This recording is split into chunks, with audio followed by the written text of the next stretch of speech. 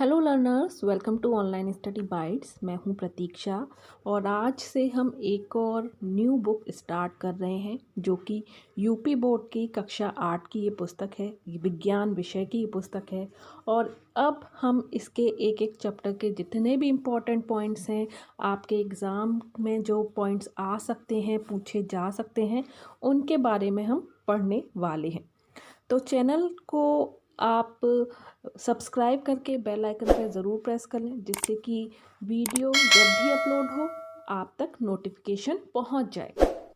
तो इन वीडियोस में यानी कि जो साइंस की क्लास 8 की हम बुक स्टार्ट कर रहे हैं, इसमें हम क्या क्या पढ़ेंगे, कौन कौन से चैप्टर हम अपलोड करेंगे, तो यहाँ पर आप देख सकते हैं सारी चीज़ें दी हुई हैं कि हम क्या क्या पढ़ने वाले हैं और आपको हर चीज़ आपके एग्ज़ाम के लिए इम्पॉर्टेंट ही दिखेगी। तो काफ़ी सारी नॉलेज आपको मिलने वाली है इन बुक से। कक्षा 6 और कक्षा 7 की विज्ञान की बुक ऑलरेडी अपलोड कर दी गई है, आप उनको ज़रूर देख लें। अब हम पढ़ेंगे विज्ञान एवं तकनीकी के क्षेत्र में नवीनतम प्रगति। लर्नर्स, आप लोग तैयारी कर रहे हैं, यूपी टेट की हो या एमपी टेट की हो, किसी भी टेट की आप तैयारी कर रहे हैं तो आप अनअकैडमी के प्लस कोर्स के साथ जुड़ सकते हैं, क्योंकि आप लोगों की तैयारी आप कितनी भी कर लें, कहीं ना कहीं कोई ना कोई कमी रह जाती है और इसी कमी को दूर करने के लिए अनअकैडमी नए नए कोर्सेज़ आप लोगों के लिए लाता रहता है। क्योंकि ये जो कोर्सेज़ हैं वो इंडिया के टॉप एजुकेटर्स के द्वारा पढ़ाए जाते हैं, बनाए जाते हैं। तो आपको आपका जो सिलेबस है वो कंप्लीट करवाया जाता है, किस तरह से पढ़ना है ये सभी चीज़ें बताई जाती हैं। नोट्स यहाँ पर आपको प्रोवाइड करवाए जाते हैं, गाइडेंस आपको दिया जाता है, प्रैक्टिस टेस्ट होते हैं, तो जिससे कि आपका जो पढ़ने का टाइम टेबल है या पढ़ने का आपका जो फ्रिक्वेंसी है वो आपकी बनी रहती है।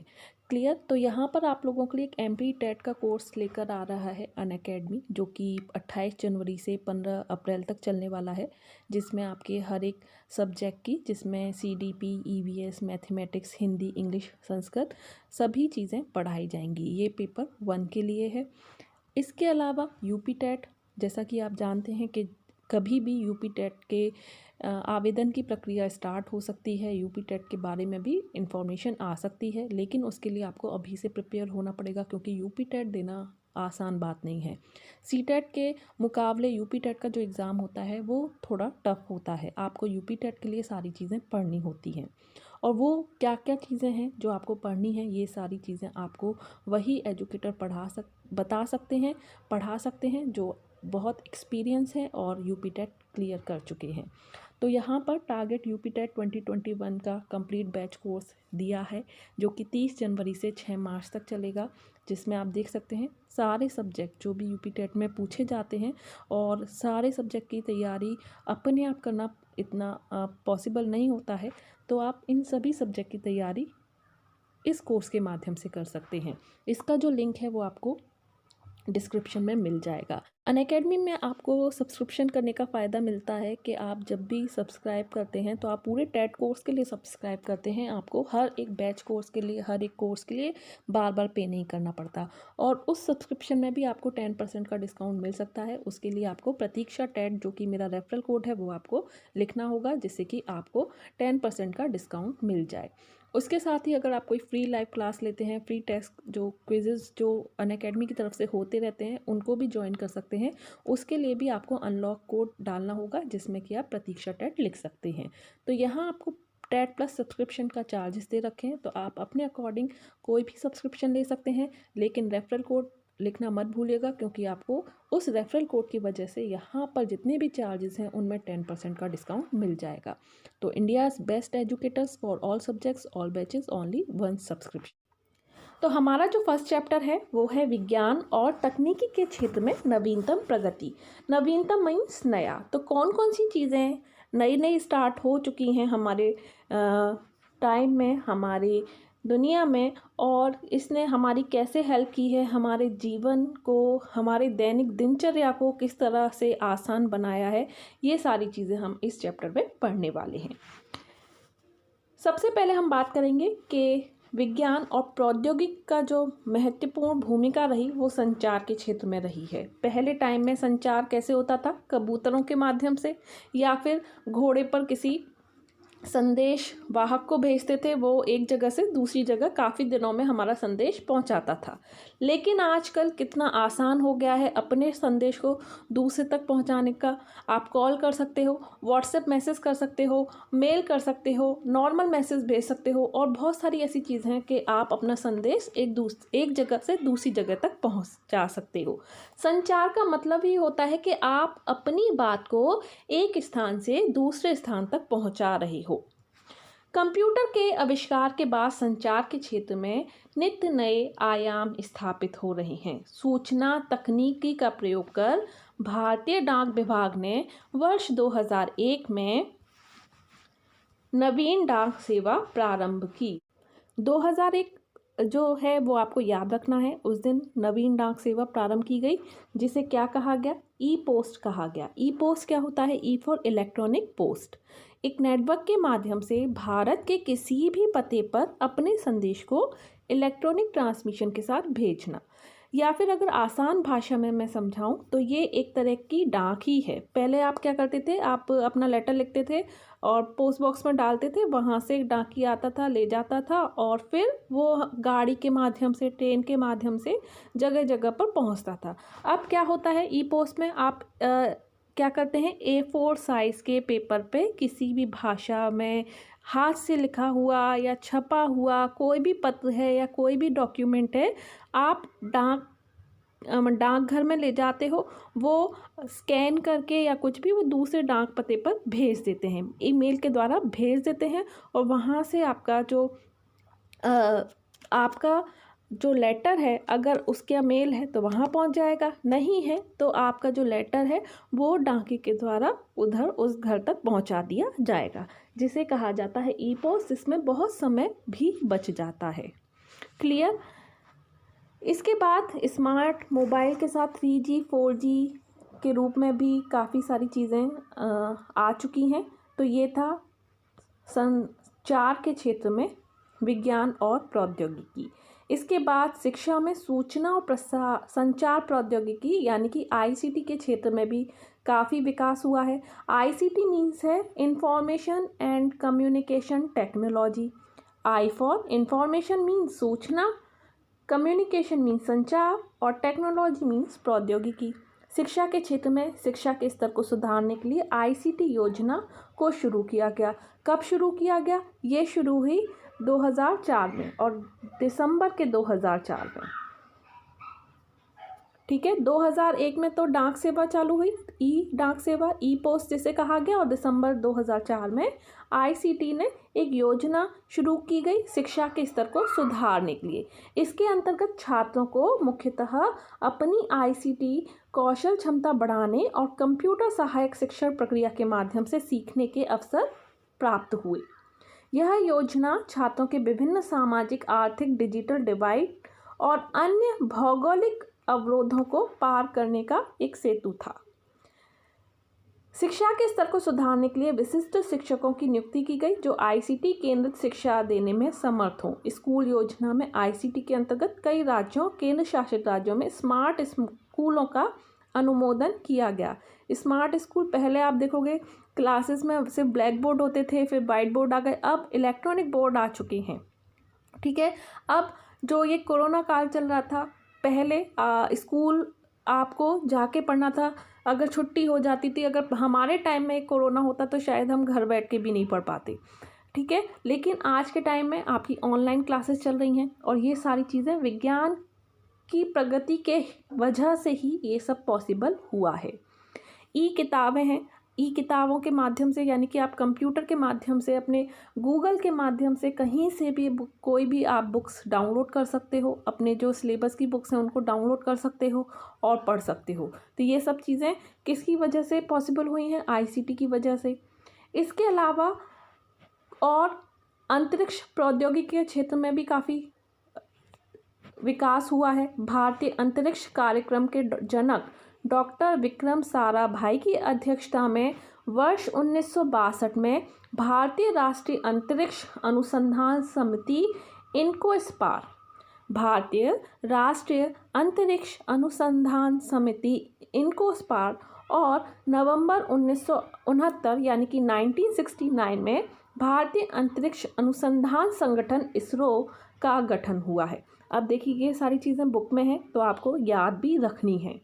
हम तैयारी कर रहे हैं, हम जो पढ़ रहे हैं वो आने वाले एग्ज़ाम को ध्यान में रखकर पढ़ रहे हैं, तो हर उस पॉइंट पर ज़्यादा ध्यान देंगे जो हमें हमारे एग्ज़ाम में पूछा जा सकता है, क्योंकि हम अभी पढ़ेंगे तभी हमें चीज़ें याद रहेंगी और हम आसानी से अपने एग्ज़ाम में उस क्वेश्चन को सही करके आ सकते हैं अगर वो बुक में से आया है तो।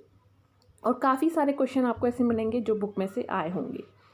क्लियर? तो यहाँ आप ध्यान रखिए 1962 में भारतीय राष्ट्रीय अंतरिक्ष अनुसंधान समिति और 1969 में इसरो यानी कि भारतीय अंतरिक्ष अनुसंधान संगठन का गठन हुआ और किसके द्वारा हुआ? विक्रम साराभाई की अध्यक्षता में हुआ।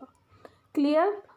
इनको इस बार ध्यान रखिएगा। इसरो तो सभी ने सुना है, कई बार टीवी में हर जगह नाम आया है, इसरो आप सभी जानते होंगे, लेकिन इनको इस बार बहुत लोग कम लोग जानते हैं। इनको इस बार भी अंतरिक्ष अनुसंधान से ही संबंधित है। एक छोटे से रॉकेट प्रक्षेपण से शुरुआत करके अंतरिक्ष प्रौद्योगिकी एक ऐसे मुकाम पर पहुंच गई जिसकी हमने कल्पना भी नहीं की थी। हमारे पास अब भारतीय राष्ट्रीय उपग्रह इनसैट और भारतीय दूर संवेदी उपग्रह IRS हैं जैसी अत्याधुनिक उपग्रह प्रणाली मौजूद हैं। इनसैट उपग्रह दूरसंचार, दूरदर्शन प्रसार, मौसम विज्ञान और प्राकृतिक आपदा चेतावनी के लिए, और जो IRS है वो प्राकृतिक संसाधनों के सर्वेक्षण के लिए प्रयोग होता है। भारत ने 2 प्रकार के उपग्रह प्रक्षेपण यानों की रूपरेखा तैयार कर इस्तेमाल योग्य बनाया है। इनमें एक है ध्रुवीय उपग्रह प्रक्षेपण जिसे हम PSLV कहते हैं, जिसमें भारतीय सुदूर संवेदी उपग्रह प्रक्षेपित किए जाते हैं, और दूसरा है भू-स्थैतिक उपग्रह प्रक्षेपण यान जिसे GSLV कहते हैं, जिसमें इनसैट परिवार के उपग्रह छोड़े जाते हैं। इनसैट परिवार कौन सा है? इनसैट परिवार है दूरसंचार, दूरदर्शन प्रसार, मौसम विज्ञान और प्राकृतिक आपदा चेतावनी से संबंधित। याद रखिए। अब सितंबर 2004 में भू-स्थैतिक उपग्रह प्रक्षेपण यान यानी कि GSLV F1 द्वारा प्रक्षेपित एजुसैट भारत का पहला उपग्रह है जो शिक्षा के लिए समर्पित है। आकाशगंगा के केंद्र के पास दूसरा सबसे बड़ा ब्लैक होल जो सूर्य से लगभग 1 लाख गुना बड़ा होता पाया गया है, इसकी पुष्टि जापान के कीयो यूनिवर्सिटी द्वारा की गई है। किसके द्वारा की गई है? जापान के कीयो यूनिवर्सिटी द्वारा की गई है। भारतीय अंतरिक्ष अनुसंधान संस्थान मंगलयान और चंद्रयान 1 के सफल परीक्षण में भी सफल रहा है। मंगलयान के बारे में सभी जानते हैं, इस पर एक मूवी भी बन चुकी है, तो आप ज़रूर देखें उसको भी। और यहाँ पर कुछ इम्पॉर्टेंट बातें हैं हमारे अंतरिक्ष विज्ञान से संबंधित जिन्हें आपको याद रखना है और आपको पता भी होना चाहिए। अंतरिक्ष में पहुँचने वाले प्रथम व्यक्ति कौन है? वो हैं यूरी गागरिन। अंतरिक्ष में पहुँचने वाले प्रथम व्यक्ति हैं। अंतरिक्ष में जाने वाले प्रथम भारतीय कौन है? वो हैं राकेश शर्मा। तो कौन है? राकेश शर्मा है। प्रथम भारतीय महिला अंतरिक्ष यात्री कौन है? कल्पना चावला। और भारत का प्रथम चालक रहित विमान कौन सा है? जिसका नाम है लक्ष्य। अब 4th पॉइंट पर चलते हैं, रक्षा एवं प्रतिरक्षा के क्षेत्र में। तो रक्षा एवं प्रतिरक्षा यानी कि अपने देश को कैसे बचा सकते हैं, ये भी बहुत ज़रूरी है और इसमें भी विज्ञान ने बहुत प्रगति की है। राष्ट्रीय सुरक्षा के क्षेत्र में हमारे देश ने बहुत उन्नति की है। भारतीय रक्षा और प्रतिरक्षा नीति के अंतर्गत अनुसंधान और विकास के लिए रक्षा विज्ञान संगठन तथा कुछ अन्य तकनीकी विकास प्रतिष्ठानों को मिलाकर रक्षा अनुसंधान एवं विकास संगठन यानी कि DRDO का गठन किया गया। रक्षा और प्रतिरक्षा के उद्देश्य से सतह पर मार करने वाली मिसाइल कौन सी है? पृथ्वी। अत्याधुनिक प्रणालियों से युक्त मुख्य युद्धक टैंक कौन सा है? अर्जुन। विमानों के लिए फ्लाइट सिमुलेटर, चालक रहित लक्ष्यभेदी विमान और वैकुंठ प्रणाली आदि DRDO की प्रमुख नवीनतम उपलब्धियां हैं। प्रक्षेपणास्त्र विकास कार्यक्रम के अंतर्गत बैलिस्टिक प्रक्षेपास्त्र आकाश मिसाइल, ब्रह्मोस सुपरसोनिक मिसाइल और आदि कार्यक्रम का प्रक्षेपण किया गया है। तो डॉक्टर APJ अब्दुल कलाम व बैलिस्टिक यहाँ पर पिक्चर में दिखाए गए हैं। बैलिस्टिक मिसाइल यहाँ पर दिखाई गई है। पूर्व राष्ट्रपति डॉक्टर APJ अब्दुल कलाम ने 1998 में पोखरण में द्वितीय परमाणु परीक्षण में एक निर्णायक भूमिका निभाई। इन्हें बैलिस्टिक मिसाइल और प्रक्षेपण यान प्रौद्योगिकी के विकास कार्यों के लिए भारत में मिसाइल मैन के रूप में जाना जाता है। रक्षा के क्षेत्र में INS कोच्चि, INS अरिहंत आदि युद्धपोतों का भी प्रयोग किया जा रहा है। तो ये थे इम्पॉर्टेंट पॉइंट। इसके साथ ही चिकित्सा के क्षेत्र में भी काफ़ी प्रगति हुई है। CT स्कैन, MRI ये सभी चीज़ें अब आसानी से बता सकती हैं कि हमारी बॉडी के अंदर क्या प्रॉब्लम हुई है। ठीक है, इन सभी चीज़ों के अंतर्गत 5-6 घंटों के अंदर विश्व के किसी भी चिकित्सा विशेषज्ञ से विचार विमर्श करके रोगी का चेकअप भी कराया जा सकता है। तो भारत ने जीका विषाणु के लिए जीका बैट नामक टीके की खोज की। क्लियर। नेक्स्ट है, कृषि के क्षेत्र में भी काफ़ी प्रगति हुई है, ये सभी आप जानते हैं। और पीड़क कीट नियंत्रण विधि का प्रयोग किया गया। नाइट्रीकरण निरोधन का प्रयोग हो रहा है। कृषि के क्षेत्र में सौर ऊर्जा के प्रयोग का भी बढ़ावा दिया जा रहा है। जहाँ जल की उपलब्धता का अभाव है वहाँ छिड़काव तंत्र और ड्रिप तंत्र विधि का भी प्रयोग होता है। परिवहन के क्षेत्र में भी प्रगति हुई। विज्ञान और प्रौद्योगिकी का महत्वपूर्ण प्रयास रहा है, महत्वपूर्ण भूमिका रही है। पहले किस तरह से हम एक जगह से दूसरी जगह जाते थे और आजकल क्या क्या चीज़ें चल चुकी हैं, ये बताने की ज़्यादा ज़रूरत नहीं है। तो आगे बढ़ लेते हैं। विनिर्माण के क्षेत्र में कच्चे माल को मूल्यवान उत्पाद में परिवर्तित कर अधिक मात्रा में वस्तुओं के उत्पाद को विनिर्माण या वस्तु निर्माण कहते हैं। विनिर्माण के अंतर्गत हस्तकला से लेकर उच्च तकनीकी तक बहुत सी मानवीय गतिविधियां आ जाती हैं, किंतु इसका उपयोग प्रायः औद्योगिक उत्पादन के अर्थ में किया जाता है, जिसमें कच्चा माल बड़े पैमाने पर तैयार माल में बदला जाता है। विनिर्माण से तैयार माल उपभोक्ताओं द्वारा उपयोग किया जाता है और विनिर्माण क्षेत्र रोजगार सृजन को बढ़ावा देने में काफ़ी हद तक सफल रहा है। राष्ट्रीय विनिर्माण नीति में राष्ट्रीय विनिर्माण और निवेश क्षेत्रों की स्थापना, व्यापार के नियमों को युक्तिसंगत और सरल बनाना, बीमार इकाइयों को बंद करने की व्यवस्था को सुगम बनाना, औद्योगिक प्रशिक्षण और कौशल उन्नयन के उपाय ढूंढना और विनिर्माण इकाइयों और संबंधित गतिविधियों में अंशधारिता पूंजी लगाने के लिए भी प्रोत्साहन देना शामिल है।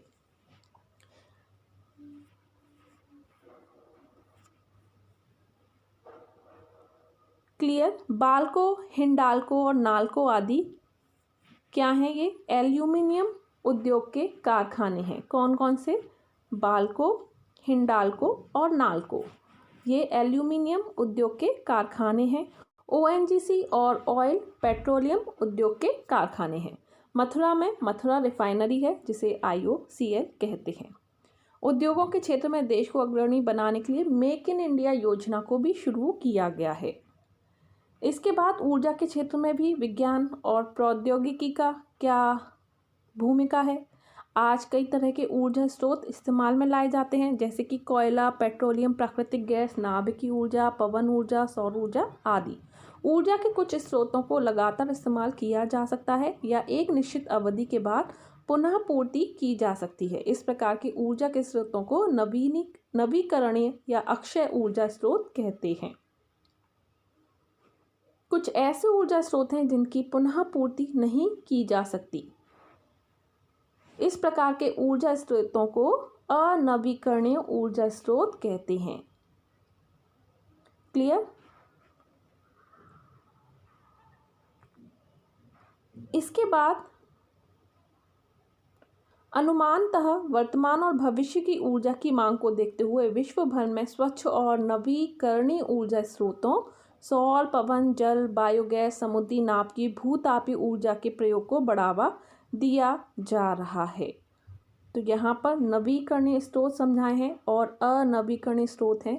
नवीकरणीय स्रोत होते हैं जैसे जल, वन, पृथ्वी, सूर्य, पवन और जैव। क्लियर। और अनवीकरणीय है पेट्रोल, कोयला, रसोई गैस, केरोसिन। क्या अंतर है नवीकरणीय और अनवीकरणीय ऊर्जा के स्रोतों में? तो इनको हम थोड़ा अच्छे से समझ लेते हैं। तो ऊर्जा के स्रोत जो है नवीकरणीय और अनवीकरणीय, इनको हम थोड़ा सा अच्छे से समझ लेते हैं। वैसे ये जो इम्पोर्टेंट टॉपिक हैं इस तरह के, उन पर भी अलग से एक वीडियो बनाया जाएगा जिससे कि आपको और अच्छे से समझ में आ जाए, लेकिन अभी मैं आपको आसान भाषा में समझा देती हूँ। नवीकरणीय, नवीकरणीय क्या होता है ये आप देखेंगे। ये पवन है, सूर्य है, जैव है। ये ऐसे स्रोत हैं या फिर ऐसे ईंधन हैं जो भूमि के अंदर नहीं पाए जाते हैं। ठीक है, जैसे जल ऊर्जा हो गई, वन हो गए, पृथ्वी हो गई, सूर्य हो गया।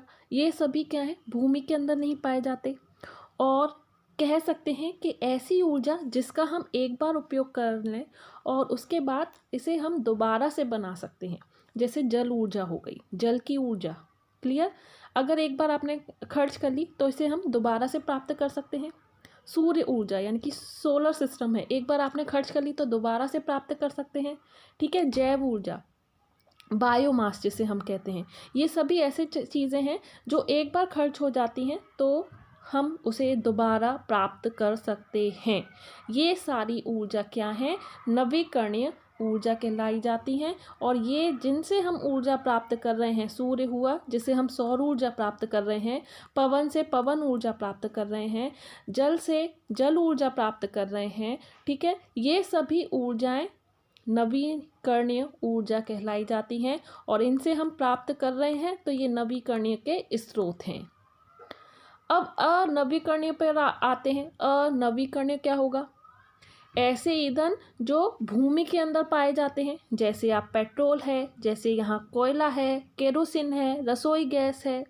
ये क्या है, जो जीवाश्म, जो अधिकतर जीवाश्म ईंधन भूमि के अंदर पाए जाते हैं, उन्हें हम अनवीकरणीय स्रोत कहते हैं या अनवीकरणीय ऊर्जा कहते हैं। क्लियर। अब आसान भाषा में कहूँ तो ऐसी ऊर्जा जिसको हम एक बार उपयोग करने के बाद दोबारा प्राप्त नहीं कर सकते, और ऐसे संसाधन जो मानवीय क्रियाओं द्वारा समाप्त हो रहे हैं या हो जाते हैं और पुनः निर्माण होने में इनको हजारों करोड़ों वर्ष लगते हैं। ऐसी चीज़ें क्या है, अनवीकरणीय ऊर्जा है, और जिनसे प्राप्त हो रही हैं वो अनवीकरणीय ऊर्जा के स्रोत हैं। क्लियर है। नवीकरणीय और अनवीकरणीय समझ में आपको आ गया होगा। अनुमानतः वर्तमान और भविष्य की ऊर्जा की मांग को देखते हुए विश्व भर में स्वच्छ एवं नवीकरणीय ऊर्जा स्रोतों सौर, पवन, जल, बायोगैस, समुद्री नाभिकीय और भूतापीय ऊर्जा के प्रयोग को बढ़ावा दिया जा रहा है। इनके प्रयोग से पर्यावरणीय क्षति और ग्लोबल वार्मिंग से भी बचा जा सकता है। नवीकरणीय ऊर्जा के स्रोत सर्वाधिक व्यापक और असीमित ऊर्जा के स्रोत हैं। इसके साथ ही अन्य नवीकरणीय ऊर्जा स्रोतों की तुलना में सौर ऊर्जा सबसे महत्वपूर्ण और कम प्रदूषणकारी होती है। इसी क्रम में जवाहरलाल नेहरू राष्ट्रीय सौर मिशन योजना की शुरुआत हुई। इस मिशन का उद्देश्य सौर ऊर्जा के क्षेत्र में देश को वैश्विक नेता के रूप में स्थापित करना है। फिर है व्यापार और वाणिज्य में भी विज्ञान और प्रौद्योगिकी का विकास हुआ। फ्लिपकार्ट, स्नैपडील, अमेज़ॉन आदि ई कॉमर्स कंपनियां हैं। अब आप पहले से बाज़ार जाते थे, कुछ भी सामान लेना होता था, और आज छोटी सी पिन को भी आप अपने घर पर ऑनलाइन शॉपिंग के माध्यम से मंगा सकते हैं। क्लियर। ई गवर्नेंस के क्षेत्र में भी सरकार की आम नागरिकों के लिए उपलब्ध सुविधाओं को इंटरनेट के माध्यम से उपलब्ध कराना ई गवर्नेंस या ई शासन कहलाया जाता है। इसके अंतर्गत शासकीय सेवाएं और सूचनाएं ऑनलाइन उपलब्ध होती हैं। यह अच्छे शासन का पर्याय बनता जा रहा है। केंद्र सरकार और राज्य सरकार के विभिन्न विभाग नागरिकों, व्यापारियों और सरकारी संगठनों को ही नहीं बल्कि समाज के हर वर्ग को सूचना और प्रौद्योगिकी की सहायता से विभिन्न सेवाएं प्रदान कर रहे हैं।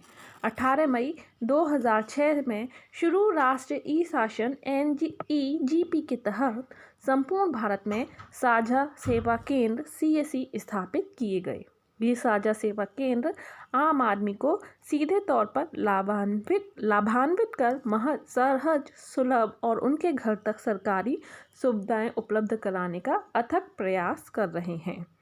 डिजिटल इंडिया के अंतर्गत हॉस्पिटल की भी शुरुआत हुई है। तो यहाँ पर अब हमारा चैप्टर जो है एंड होता है। हमने क्या क्या सीखा ये पढ़ लेते हैं। 3G 4G मोबाइल की नवीनतम तकनीकी है। दूसरा, शिक्षा के स्तर को सुधारने के लिए ICT योजना का आरंभ दिसंबर 2004 में, जो कि मैं आपको बता चुकी हूँ, में हुआ था। भारतीय अंतरिक्ष कार्यक्रम डॉक्टर विक्रम साराभाई की संकल्पना है। एजुसेट भारत का पहला उपग्रह है जो शिक्षा के लिए समर्पित है। तो शिक्षा के लिए समर्पित पहला उपग्रह कौन सा है, ये एग्जाम में पूछा जा सकता है। तो आंसर क्या होगा, एजुसेट। टेली चिकित्सा नवीनतम चिकित्सा प्रणाली है। छिड़काव तंत्र और ड्रिप तंत्र सिंचाई के साधन है। डिजिटल इंडिया गवर्नेंस की उपलब्धि है। विनिर्माण रोजगार सृजन को बढ़ावा देने के लिए काफ़ी सफल माध्यम है। और कॉमर्स, गवर्नेंस आदि डिजिटल भारत की देन है। तो जैसा कि हम जब चैप्टर पढ़ लेते हैं, उस चैप्टर के एंड में होते हैं ऑब्जेक्टिव क्वेश्चन। तो इनको हम सॉल्व करेंगे। पहला है, आधुनिक संचार का माध्यम है। बहुत ही आसान सा प्रश्न है। इंटरनेट, पत्र, कबूतर या इनमें से कोई नहीं। आधुनिक मीन्स आज का, और आज हम अपनी बात दूसरे इंसान तक कैसे पहुंचा सकते हैं, इंटरनेट के माध्यम से। सही आंसर ऑप्शन ए है। दूसरा है, भारतीय अंतरिक्ष कार्यक्रम के जनक कौन है। तो कौन है कार्यक्रम के जनक, डॉक्टर विक्रम साराभाई। तीसरा है, सूचना और संचार प्रौद्योगिकी का आरंभ कब हुआ। अभी बिल्कुल जस्ट पढ़ा है, वर्ष 2004 में। फिर है, ऊर्जा के नवीकरण स्रोत कौन से हैं। इनमें से पेट्रोल है, डीजल है, LPG है या सौर ऊर्जा है। तो जो चीज़ ज़मीन के अंदर नहीं पाए जाते वो हैं, कौन सी चीज़ें हैं, नवीकरणीय। क्लियर। तो ये है सौर ऊर्जा। आंसर इसका क्या है, सौर ऊर्जा। तो इसी के साथ हमारा जो ये चैप्टर है एंड होता है। उम्मीद करती हूँ आपको इस चैप्टर के इम्पॉर्टेंट फैक्ट्स पसंद आए हों। जो चीज़ें मैंने बताई वो आपको अच्छी लगी हों। तो अच्छे लगे हैं तो लाइक ज़रूर कर दें, शेयर करें। चैनल को सब्सक्राइब नहीं किया तो सब्सक्राइब करके बेल आइकन पर ज़रूर प्रेस करें। कोई डाउट है तो कमेंट में लिखें। अभी के लिए इतना ही। Bye bye, take care and thanks for watching.